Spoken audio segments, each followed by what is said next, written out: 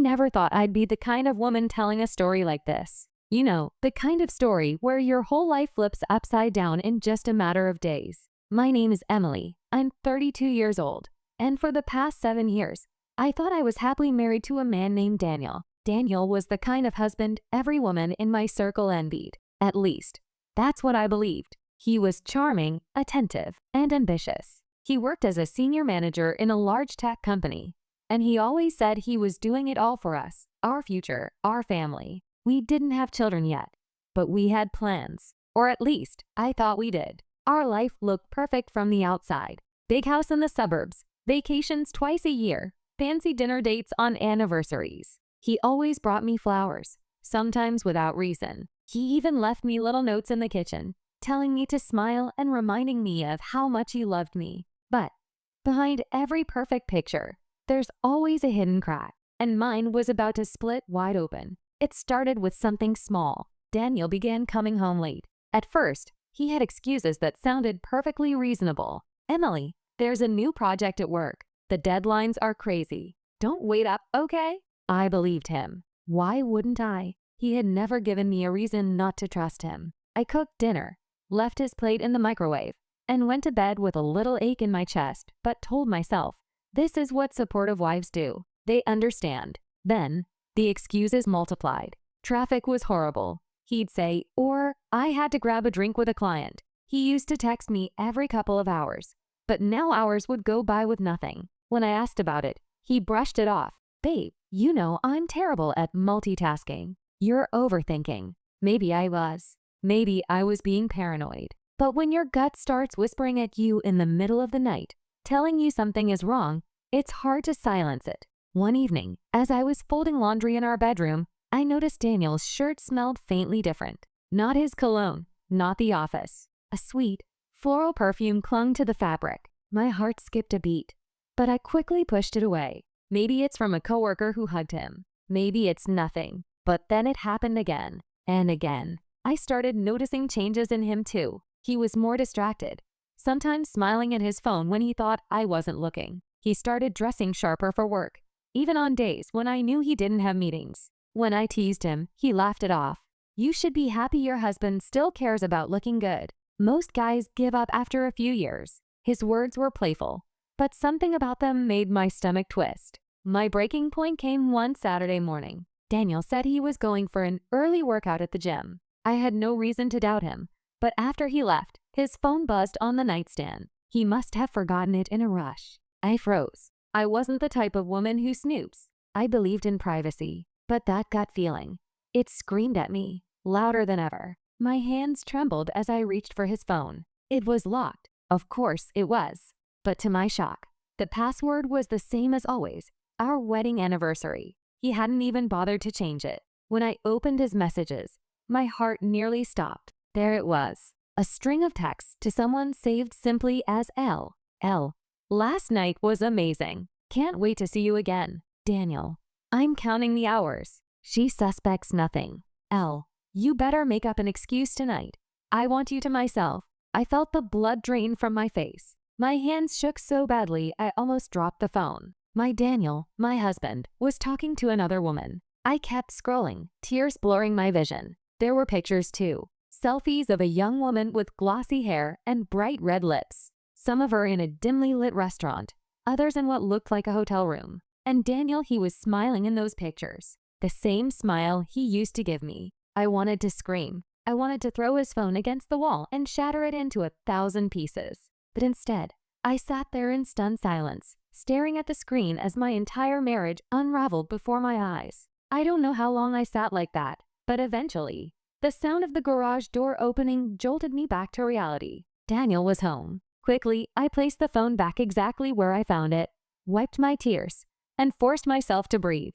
When he walked into the room, sweaty in his gym clothes, I looked at him, really looked at him, and I almost didn't recognize the man standing in front of me. Hey babe, he said, leaning down to kiss me on the cheek. His lips were warm, familiar, but they made my skin crawl. You okay? You look pale. I'm fine, I lied, forcing a smile. Just tired. He nodded, completely unsuspecting, and went to shower. I sat there, trembling, clutching the edge of the bed so I wouldn't collapse. That night, I couldn't sleep. I lay awake, staring at the ceiling, listening to his steady breathing beside me. My mind was a hurricane. How long had this been going on? Who was this woman? Why her? Was I not enough? By morning, I knew one thing for certain. I couldn't stay silent, but I also couldn't confront him yet. Not without a plan. So I decided to play along. Pretend I knew nothing. Pretend I was still the trusting wife. If he thought I was blind, maybe I could gather more proof, more power. Because if Daniel thought he could betray me and walk away unscathed, he had another thing coming. I was going to make him regret it, but I needed to move carefully. And the very next day, I got my first real opportunity. The opportunity came in the form of a phone call from an unknown number. A woman's voice on the other end whispered, "Emily, you don't know me, but I know about your husband." My hands tightened around the phone as the woman's voice echoed in my ear. My heart pounded so loudly I could barely hear her words. "Who is this?" I asked, trying to keep my voice steady. The woman hesitated, then said, "My name doesn't matter right now, but I think you need to know the truth about your husband." My stomach twisted. I glanced toward the kitchen where Daniel was pouring himself coffee, humming like nothing was wrong. "What truth?" I whispered. "Daniel isn't the man you think he is," she continued, her tone bitter. "He's been seeing my friend for months. And believe me, it's not just casual. They're serious." Her words sliced through me. I wanted to scream into the phone, demand details, but I couldn't risk Daniel overhearing. "Can you call me later?" I asked. She sighed. "Text me when you're alone. You'll want to hear everything." And just like that, the line went dead. I stood frozen, the phone still pressed to my ear. Daniel walked in with his coffee mug, smiling. "You okay?" "You look like you've seen a ghost." I forced a shaky laugh. "Just a telemarketer." He shrugged, completely unsuspecting, and kissed my forehead. The audacity of him nearly made me choke. I wanted to throw his mug across the room, but instead, I clenched my fists and smiled. That day dragged on like an eternity. My mind kept replaying the woman's words. Months serious. This wasn't some fling. This was betrayal in its purest form. When Daniel finally left for work, I dialed the unknown number. The woman answered immediately. "You're alone?" she asked. "Yes. Tell me everything." Her voice lowered. "My name is Rachel. My best friend is Lauren. And Lauren is the woman your husband's been sneaking around with. Lauren L." The name in his phone. Rachel continued. "She brags about him constantly. How he takes her to hotels, buys her gifts, promises her he'll leave his wife soon. She thinks he's serious about her, that he'll give her the life you have." Tears pricked my eyes, but I bit them back. "Do you know how long this has been going on?" "Almost a year," she said softly. I couldn't stomach hearing it anymore, so I decided you deserved to know. Almost a year. My marriage, my life, my happiness, all a lie for nearly 12 months. "Thank you," I whispered, my voice breaking. Rachel hesitated before speaking again. "I don't know what you're planning to do, but if you need proof, I can help. Lauren keeps everything. Photos, messages, even receipts." My mind raced. Proof. Evidence. Exactly what I needed. "Yes," I said firmly. "I want everything." The next few days, I became an actress in my own home. I smiled, laughed, and played the role of a clueless wife. Inside, I was crumbling. Every time Daniel looked at me, every time he touched me, I wanted to scream. "I know what you're doing. I know who she is." But I stayed quiet, because the angrier I felt, the more determined I became. If I exploded too soon, he'd twist the story, make me look crazy, maybe even walk away without consequences. No, I wouldn't give him that power. Instead, I waited for Rachel's texts, and when they came, my world shattered all over again. Photos of Daniel and Lauren holding hands in restaurants, kissing in parking lots, walking into hotels. There was no mistaking it. Then came screenshots of messages. "Daniel, you're the only one I think about." "Lauren, when will you finally tell her?" "Daniel, soon. She's too naive to suspect anything." Naive. That word burned into me like fire. He thought I was naive. He thought I was blind, stupid, desperate enough to accept scraps of his love while he gave the rest to someone else. I clenched my fists until my nails dug into my skin. Fine, let him think I was naive. The more he underestimated me, the sweeter my revenge would be. A week later, Daniel came home early, a rare occurrence. I was in the kitchen, scrolling through the damning evidence on my phone, when he appeared behind me. "What you looking at?" he asked playfully, trying to peek over my shoulder. My heart leapt into my throat. Quickly, I locked my phone and shoved it into my pocket. "Just a recipe," I said with a smile that felt plastered on. He chuckled, pulling me close. "You've been glowing lately. Guess I'm doing something right." I stiffened in his arms. Doing something right? He was destroying me piece by piece. And he thought he was winning. "Yeah," I muttered. Something like that. That night, after he fell asleep, I lay awake again, staring at the ceiling. My mind was no longer clouded with confusion. It was sharp, focused, deadly. I wasn't going to confront him with just words. I wasn't going to cry, beg, or plead for answers. No. I was going to make Daniel feel the kind of pain he thought he was too smart to ever experience. And my plan was already forming. It started with small steps. I began keeping records, copies of Rachel's screenshots, photos saved on my laptop, even printouts hidden in a folder labeled taxes. Daniel never bothered with paperwork, so I knew it was safe. Next, I started withdrawing small amounts of cash from our joint account. Nothing big enough for him to notice, just enough to build a quiet safety net. I also started paying attention to his patterns. What nights he came home late, what lies he told, how often he texted Elle. It was like studying a criminal, and in a way, that's exactly what he was, a criminal of the heart. But the more I studied him, the more I realized something chilling. He wasn't just careless. He was confident, too confident, like he believed he'd never get caught, like he believed I'd never have the courage to stand up for myself. And that was his biggest mistake. One evening, as I was preparing dinner, Daniel walked in wearing that smug smile that once made me weak in the knees. He kissed my cheek and said, "Cancel your plans for next weekend. I'm taking you somewhere special." "Really?" I asked, forcing a bright smile. "Where?" He winked. "It's a surprise." But later that night, when he fell asleep, I checked his email, an account he thought I didn't know about. And there it was, a hotel booking for next weekend. 2 guests, 1 room. Not for us, for them. My heart pounded. My blood boiled. He was planning a getaway with her. And in that moment, I knew my time had come. I stared at the hotel booking confirmation on his screen, my fists trembling, and whispered to myself, "You think you're in control, Daniel, but next weekend, I'll make sure you regret every single lie." The days leading up to that weekend felt like torture. I had to look at Daniel, laugh at his jokes, cook him dinner, all while knowing he was planning a romantic escape with another woman. Every smile he gave me felt like a knife twisting deeper into my chest. But at the same time, my resolve grew stronger. I wasn't going to just catch him. I was going to destroy the illusion he had built for both of us. Rachel helped me plan. She knew Lauren's every move, and when I told her about the hotel booking, she didn't even sound surprised. "That's just like Lauren," she said bitterly. "She thinks she's untouchable. But if you want, I can make sure you know exactly when and where they'll meet." "Yes," I told her, my voice firm. "I want to see it with my own eyes." On Friday, Daniel left work early. He came home whistling, suitcase in hand. "Big client meeting out of town." He lied smoothly. "I'll probably be back Sunday night. Don't wait up." I forced a smile and kissed his cheek. "Good luck, babe.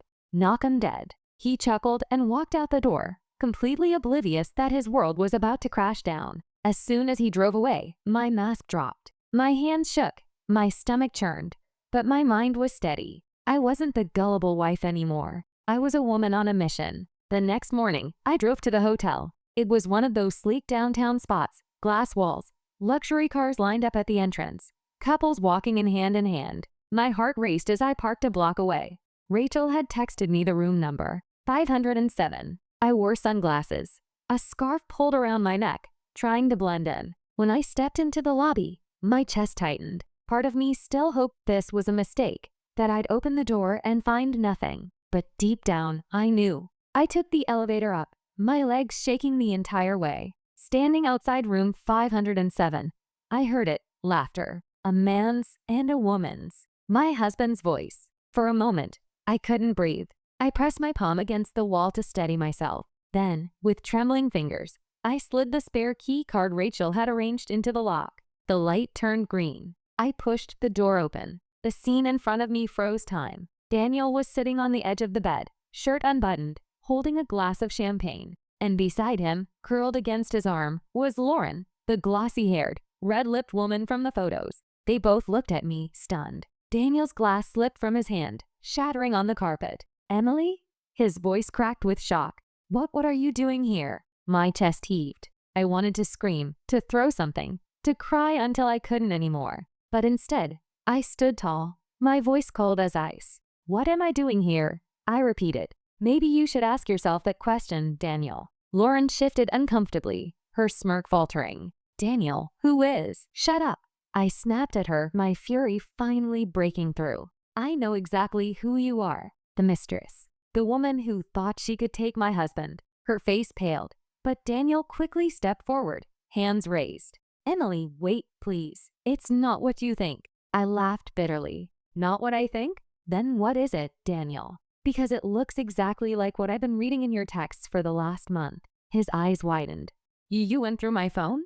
Don't you dare make me the villain here. I screamed, my voice echoing in the room. You betrayed me, Daniel. You lied to me every single day while you were sneaking off with her. Lauren flinched, and for the first time, I saw fear in her eyes. Maybe she thought this would end differently, that I'd run away crying, leaving her to claim her prize. But no, not today. Daniel reached for me, desperation on his face. Emily, I can explain. I pulled back. Explain what? That you've been sleeping with her for nearly a year? That you told her I was naive? That I'd never find out? His mouth opened, but no words came. He was caught, completely exposed. Tears burned my eyes, but I refused to let them fall. I wouldn't give him the satisfaction of seeing me break. Instead, I took out my phone, lifted it high, and snapped a photo of them together. Lauren gasped. Hey, you can't. Oh, I can.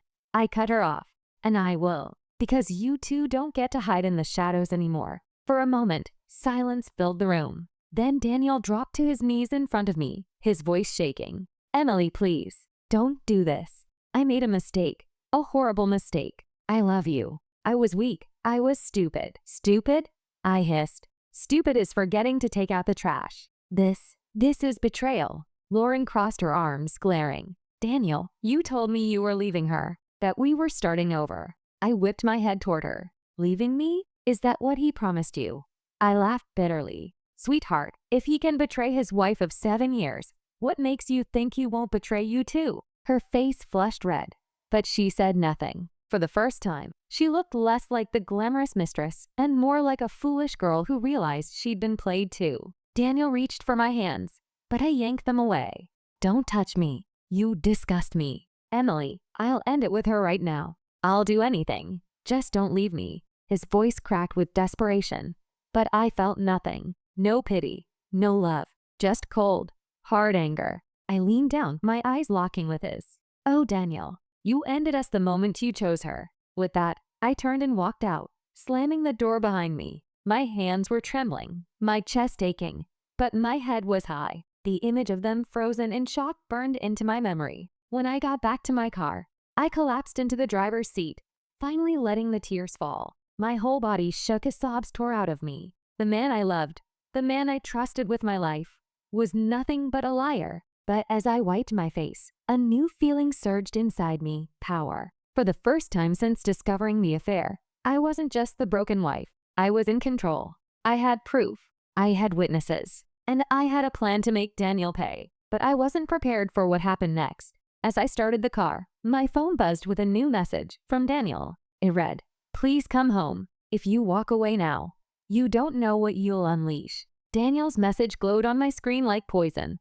Please come home. If you walk away now, you don't know what you'll unleash. My hands trembled as I stared at it. Unleash? What was that supposed to mean? Was it a threat? A warning? I had no idea.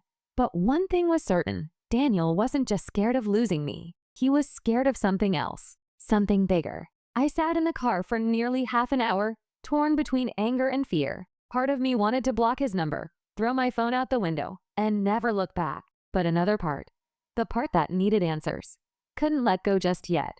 I finally drove home, my mind racing the entire way. When I stepped inside, Daniel was waiting. He sat on the couch, his face pale, his hands wringing together nervously. He looked less like the confident, charming man I once knew and more like a boy caught with his hand in the cookie jar. "Emily," he said, jumping to his feet the moment I walked in. Please, just let me explain. I crossed my arms. Explain? You mean spin another lie? Because I've had enough of those. No, he said, desperation in his voice. This time it's the truth. I swear. I laughed bitterly. Your truth changes depending on who you're talking to, Daniel. With me, you're the loving husband. With her, you're the man ready to leave his wife. So tell me, who's the real you? He winced, lowering his gaze. I never meant for it to get this far. Lauren. She was supposed to be a distraction. A mistake. But she became dangerous. Dangerous? I raised an eyebrow. She looked pretty comfortable in your arms when I walked in. He ran his hands through his hair, pacing. You don't understand. Lauren isn't just some fling. She's manipulative. She threatened to expose me at work, to ruin me if I didn't keep seeing her. I narrowed my eyes. So what? You're the victim now? You expect me to believe you had no choice but to sleep with her for almost a year? Emily, please, he said, his voice breaking. She has things on me, things that could destroy my career. I stared at him, my anger warring with a flicker of curiosity. Was he lying again?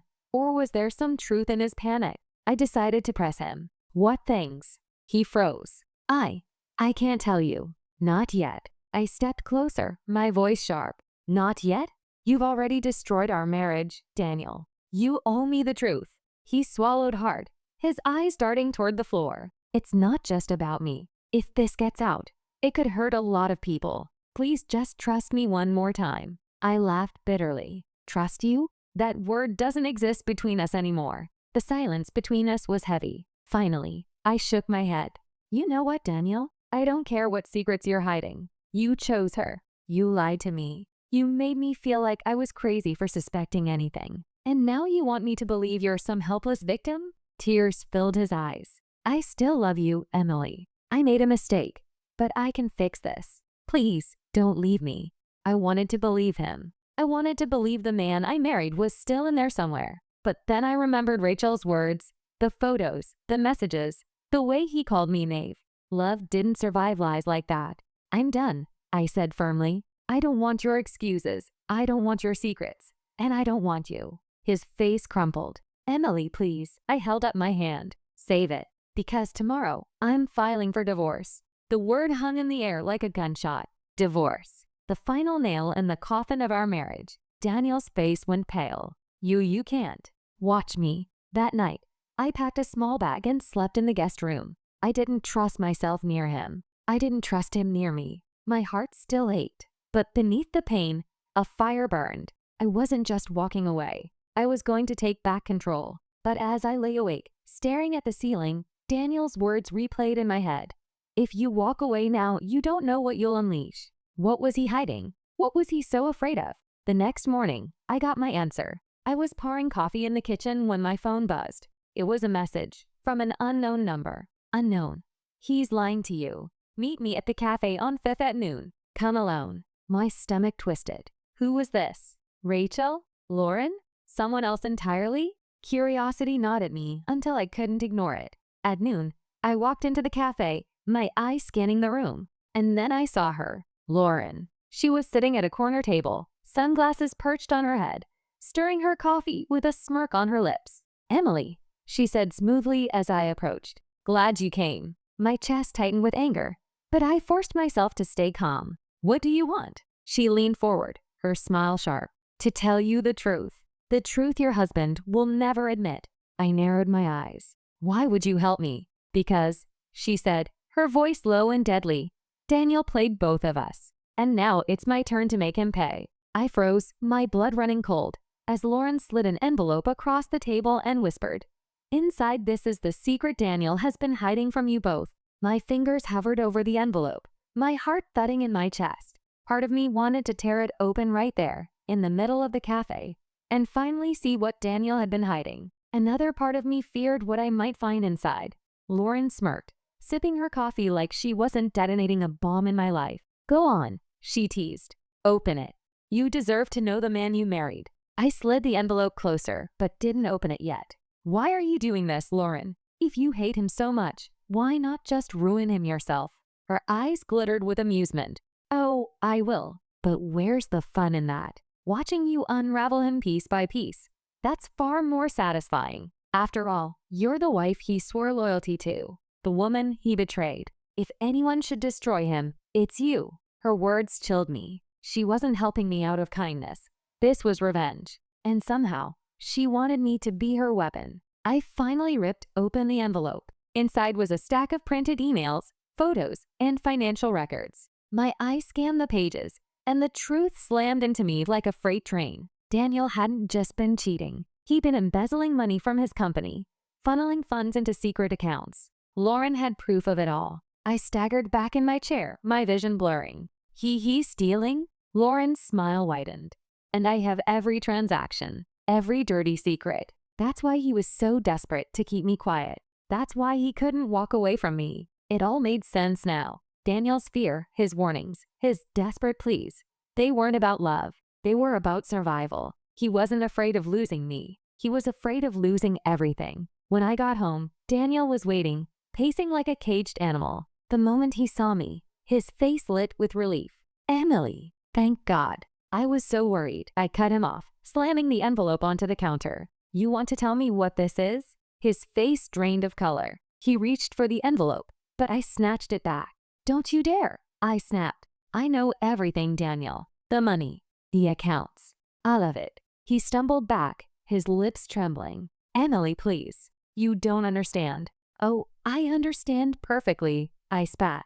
"You didn't stay with her because you loved her. You stayed because she had you by the throat. You lied to me, used me, and expected me to believe you were some helpless victim." His hands shook. "If this gets out, I'll lose my job, my reputation, everything. Please, Emily, you can't let anyone see this." I let out a bitter laugh. "You should have thought about that before you tore our marriage apart." That night, I sat alone in the guest room with the envelope spread out before me. I had two choices. One, burn it. Protect him. Walk away quietly. Two, use it. Expose him. End him. The old me, the Emily who believed in love, loyalty, forgiveness, might have chosen mercy. But that Emily was gone. She died the day I walked in and found my husband holding another woman. I picked up my phone and dialed a number I never thought I'd call, his boss. The next week was chaos. The company launched an internal investigation. Daniel was suspended, pending charges. His carefully built life, the house, the career, the reputation, crumbled in a matter of days. And me? I filed for divorce. When he realized what I'd done, Daniel begged to see me one last time. Against my better judgment, I agreed, meeting him in the empty living room of what used to be our home. He looked broken, his suit wrinkled, his eyes hollow, his hands trembling. "You destroyed me," he whispered. "Everything I worked for gone." I met his gaze, my heart steady. "No, Daniel, you destroyed yourself. I just stopped covering for you." He sank to his knees, tears streaming down his face. "I loved you, Emily. Despite everything, I did love you." I shook my head. "If you loved me, you wouldn't have lied. You wouldn't have betrayed me. Love doesn't survive in shadows, Daniel. It dies there." I turned to leave, my bag slung over my shoulder. His voice cracked behind me. "You'll regret this." I paused at the door, looking back one last time. No, for the first time in years, I don't regret anything. And with that, I walked away, free, but scarred. Months later, I sat at a new cafe in a new neighborhood. My divorce finalized, my life rebuilt piece by piece. I wasn't naive anymore. I wasn't the woman who believed love could survive anything. But I was stronger. And if Daniel ever thought he could break me again, he was wrong. Because the day I exposed him was the day I took my power back. I thought I'd left Daniel in the past. But deep down, I knew this wasn't the last time I'd hear his name. The cafe felt colder the moment Lauren left me with the envelope.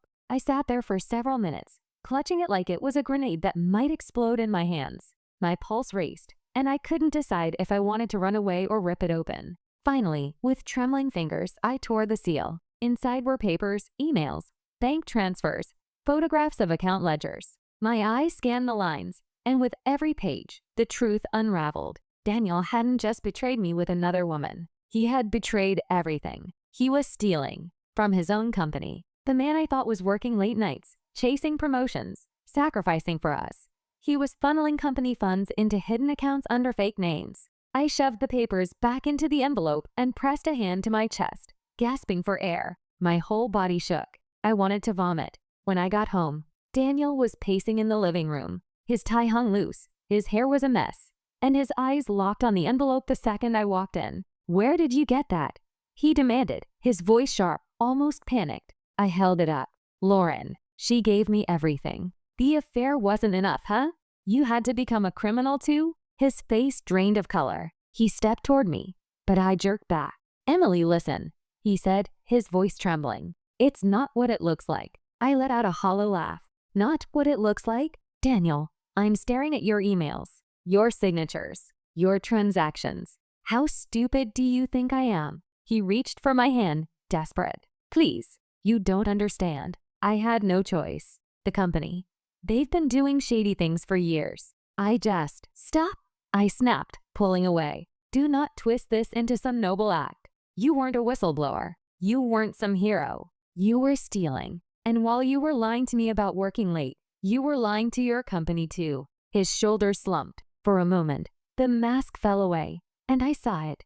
The guilt, the fear. "Emily," he whispered, "if this gets out, I'll lose everything. My career, my reputation, my freedom. Please don't turn me in." I stared at him, feeling the weight of years pressing down on me. All those nights I believed he was exhausted from work. All the sacrifices I made. The trust I gave him. He wasn't exhausted. He was deceitful. "You already lost me," I said coldly. "The rest? That's on you." I went to the guest room and locked the door behind me. That night, I sat on the floor surrounded by the papers, my mind spinning. I had two choices. Option 1, destroy the envelope, walk away quietly, let Daniel deal with his own mess. Option 2, use it, end him the way he ended me. I pressed the papers to my chest and cried until there were no tears left. The Emily who believed in forgiveness, in second chances, in love conquering all, that Emily was gone. By morning, I knew exactly what I had to do. The call to his company was short and sharp. I didn't give my name. I simply told them where to look and what documents to pull. The storm hit within days. Daniel was suspended. Investigators swarmed his office. Accounts were frozen. Rumors spread like wildfire. My phone buzzed with his messages, his calls, his desperate pleas for me to talk to him. I ignored them all. When divorce papers were served, he finally begged to see me face to face. Against my better judgment, I agreed. We met in the empty living room of our house that now felt like nothing but a shell. He looked like a stranger. Hollow eyes, sunken cheeks, clothes that hung loose on his body. "You did this," he whispered, his voice cracking. "You destroyed me." I met his gaze, steady. "No, Daniel, you destroyed yourself. I just stopped covering your lies." He dropped to his knees, his hands pressed together like a man praying. "Emily, I loved you. Despite everything, I loved you." My throat tightened, but I didn't let myself break. "If you loved me, you wouldn't have lied. You wouldn't have betrayed me. Love doesn't survive in shadows, Daniel. It dies there." He sobbed, his body shaking. "Please, give me one more chance." I turned toward the door. My voice was firm, final. There are no more chances. Walking away was harder than I imagined. My chest ached, my stomach twisted. But each step out that door was a step back to myself. The weeks that followed were brutal. Divorce hearings, whispers from neighbors, awkward stares from old friends. But slowly, I rebuilt. I found a small apartment. I picked up extra shifts. I spent evenings in silence, learning how to be alone again. And one morning, I woke up and realized I wasn't broken anymore. I was free. Months later, sitting in a cafe in a new neighborhood, I sipped coffee and looked out the window at the bustling street. My phone buzzed with a new message. It wasn't from Daniel. It wasn't from Lauren. It was from me, a note I had written months earlier, scheduled to remind myself, "You survived. Don't ever forget your strength." I smiled. For the first time in forever, I believed it. But even as I breathed that freedom, a chill lingered. Because deep down, I knew Daniel wasn't finished. Men like him never accept defeat. And something in my gut told me, one day, his shadow would return. I thought I had left Daniel in the past.